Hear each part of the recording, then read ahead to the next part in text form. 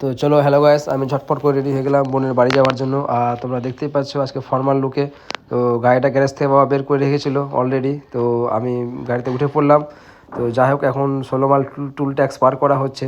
তো 16 মাইল টুল ট্যাক্সে আগের থেকে অনেকটা এখন টুল ট্যাক্স বাড়িয়ে দিয়েছে।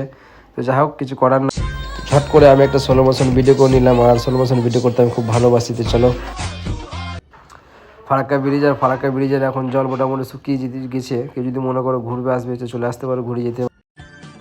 তো মাকে আমি কিছু কথা বলছিলাম যে মা কেমন লাগছে ফিলটা, তোমার মেয়ের বাড়ি তুমি যাচ্ছ কেমন লাগছে। মা তো চুপচাপ, মা তো কিছু বলার নাই, মেয়ের বাড়ি যাবে আর মা তো হাসি খুশি থাকবেই। মা হাসিতে কিছু বলতেই পারছে না। তো চলো, বোনের জন্য আগে মিষ্টি নিয়ে যেতাম, ভাগ্নিদের জন্য। তখন ভাগ্নিরা খুব হেলদি হয়ে গেছে, তাই এখন ওদের জন্য ফল নিয়ে যাচ্ছি। তো ফল খুব ভালোবাসি আমিও। তো চলো, ফলটা গাড়ির মধ্যে রেখে দেওয়া হলো।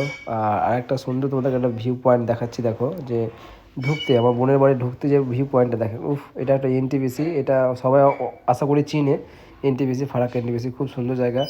আর কিছুক্ষণের মধ্যে বোনের বাড়ি ঢুকে পড়বো, বেশি দূর না আধুয়া। আর ভাগ্নি তো রাগ করে নিয়েছে, মামা এত লেট কেন তোমার আসতে। যা হোক, ভাগ্নিকে বুঝালাম, বুঝলো। আর আরেকটা ভাগ্নি সিঁড়ি থেকে নামছে, মামা কী ব্যাপার এত লেট। তো আসতে সত্যি এরা খুব ভালোবাসে আমাদেরকে।